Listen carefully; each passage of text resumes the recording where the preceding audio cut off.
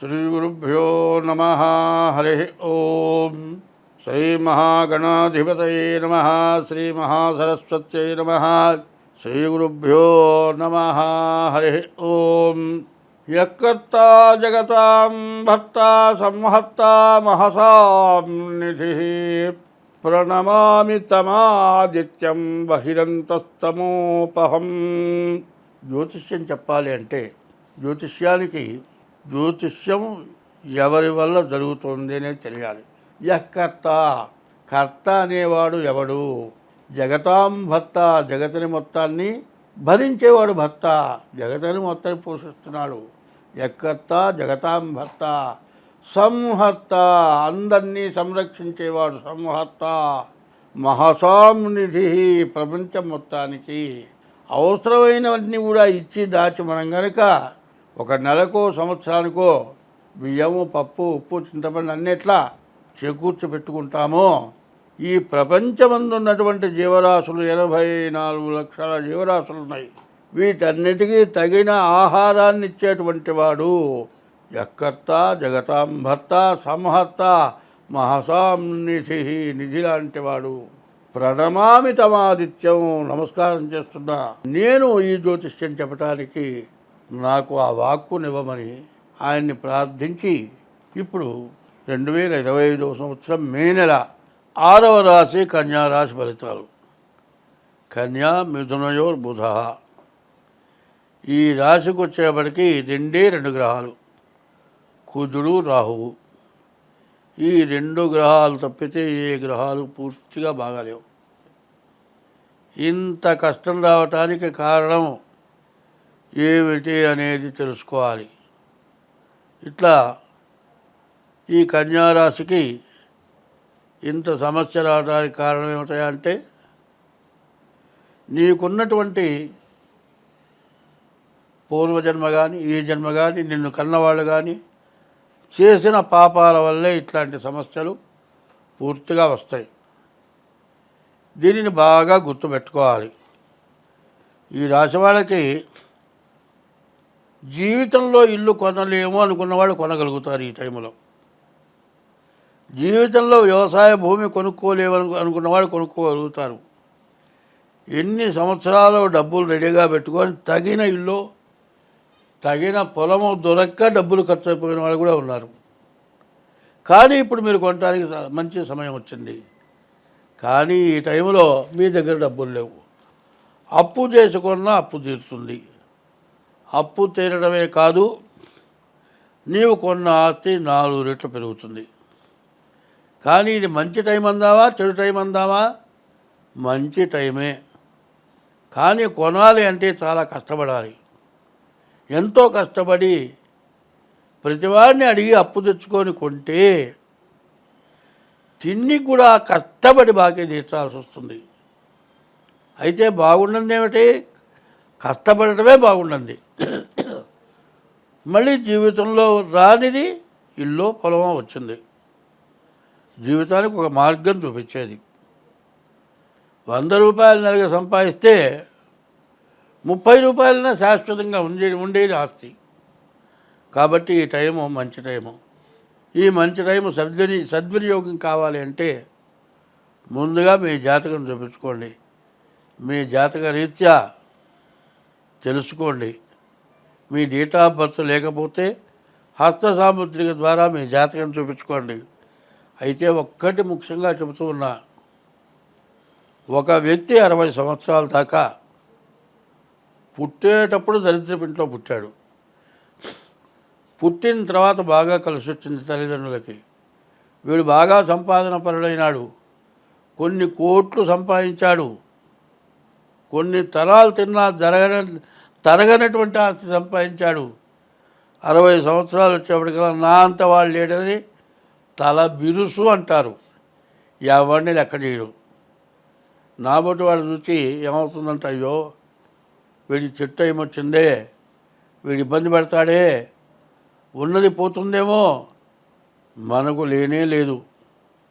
ఉన్నవాడున్నా జాగ్రత్త పడితే మంచివాడి సహాయం చేస్తాడనే ఉద్దేశంతో, అయ్యా నీ జాతకం చూపించుకోయా బాగాలేదు, ఈ టైం ఇబ్బంది పడతామని చెబితే ఏందా నీ డబ్బుల కోసం చెబుతున్నావా మాకు తెలుసులే, ఏ జాతకం చెబితే నీ ఇంత పైకి వచ్చారు పొమ్మనమంటాడు.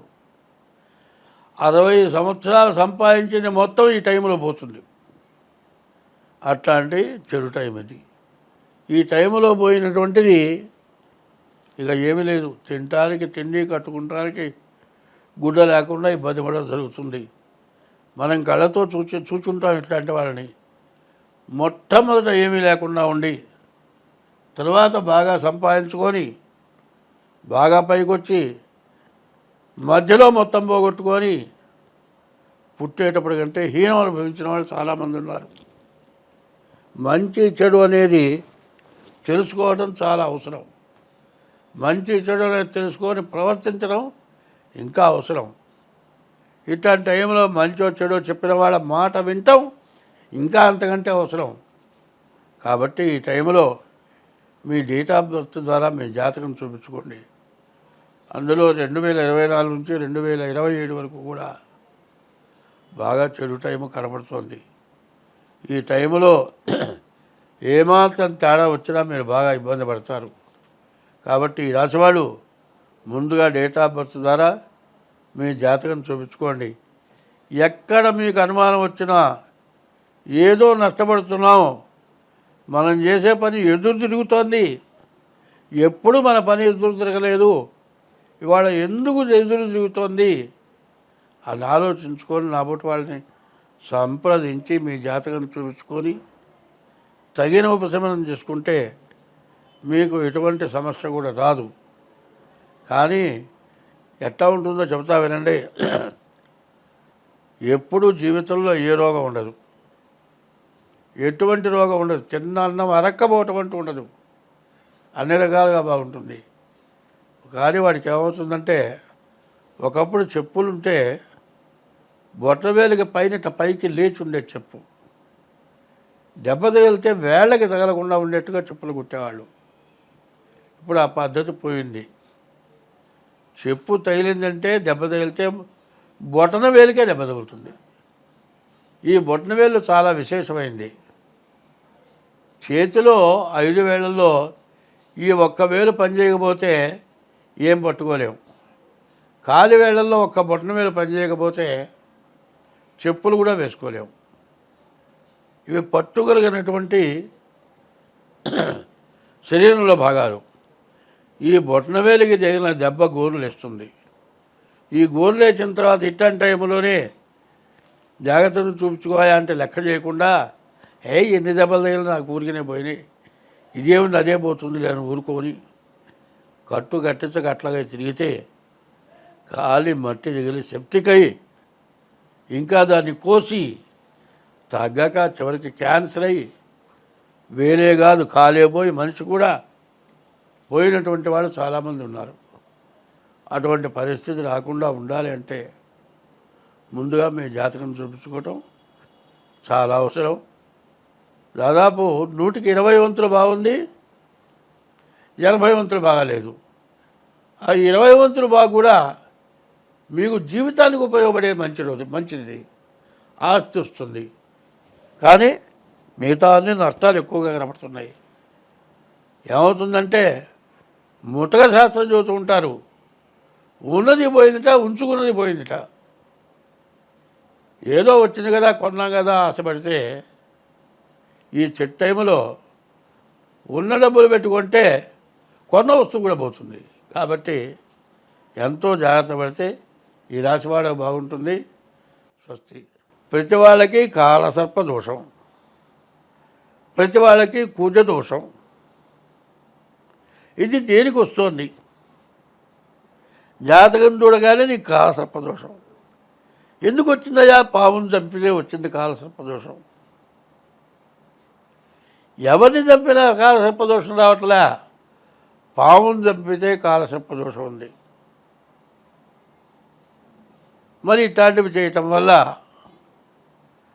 పావుని చంపితే 7 జన్మాలు 7 14 జన్మాలు కాలసర్పదోషం వస్తుంది. అందువల్ల ఈ దోషాల నుంచి బయటపడాలి, అందరం మంచిగా బతకాలి. హిట్లరు ప్రపంచాన్ని గెలవాలని యుద్ధం చేసి చివరికి శవాన్ని తీసుకెళ్లే రోజు ఆ చేతులు బయట పెట్టుకున్నట్ట. క్రిస్టియన్స్ బాక్సులా కాబట్టి బాక్సులో పెట్టి పైన మూతేస్తారు.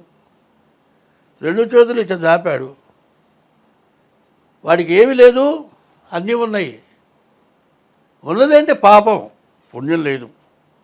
నీ పుణ్యమైన ధారము ఏమని చేయి చాపాడు.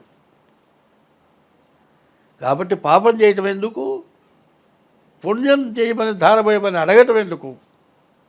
అది లేకుండా ఉండాలంటే ఒక్కటే చెబుతున్నా, గుర్తుపెట్టుకోండి, అన్నదానము కన్నా అధిక దానము లేదు. తల్లిదండ్రుల కన్నా దైవమేరి. అన్నదానం చెయ్యి, తల్లిదండ్రులను జాగ్రత్తగా చూడు. తల్లిదండ్రుల కన్నా దైవమేరి. సత్యశీలత కన్నా జగతి తపం వేరి. సత్యం పలకటం.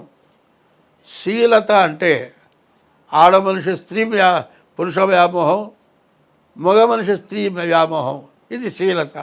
సత్యశీలత కన్నా జగతి తపం వేది. జగతిని తపస్సు ఇంకోట్లేదుట. దయ కంటే ఎక్కువ ధర్మమేది. ప్రతి జీవరాశి యందు దానికి కష్టం వచ్చినప్పుడు దయ చూపించడమే ధర్మం. దయ కంటే ఎక్కువ ధర్మమేది. సుజన సంగతి కన్నా చూడలాభం ఏది. మంచిని చూడటం వల్ల వచ్చే లాభం ఇంకోటి లేదుట.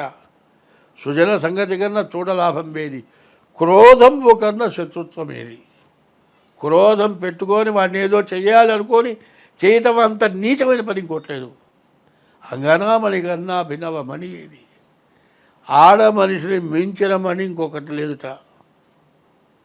అందువల్ల నీ భార్యను భార్యగా చూడు, చెల్లెలు చెల్లెలుగా చూడు, పర స్త్రీని తల్లిగానో చెల్లెలుగా చూడు. అంగనామణి కన్నా అభినవమణి ఏది. రుణము కంటేను నరునకు రోగం ఏది. అప్పుంటే ఆ రోగాన్ని మించిన రోగం లేదు. రుణము కంటేను నరునకు రోగం ఏది. ధరణి అపకీర్తి కంటేను నరకం ఏది. వీడు దుర్మార్గుడు అనేటువంటి పేరు కంటే నరకం ఇంకోట్లేదు. ధరణి అపకీర్తి కంటేను నరకం ఏది. సర్వదా కీర్తి కంటేను స్వర్గం ఏది. నీకు కీర్తి, నువ్వు మంచి పని చేస్తే కనబడ అయ్యా నమస్కారం అంటాడు. దానంతా స్వర్గం ఇంకోట్లేదుట. ఇది ప్రవర్తన ప్రతివాడికి కావాలి. జ్యోతిష్యం కానీ, దేవతా పూజలు కానీ, వీటన్నిటికంటే తల్లి, తండ్రి, గురువు, దైవం ఇవి సక్రమంగా ఉంటే భార్యకి భర్త దైవం, భర్తకి భార్య దైవం. ఈ రకమైన ప్రవర్తన ఎవరికైతే ఉంటుందో వాళ్ళకి ఎప్పుడు ఎటువంటి కష్టము రాదు, నష్టము రాదు. నాబోటి వాడు చెప్పాల్సిన పని లేదు. స్వస్తి.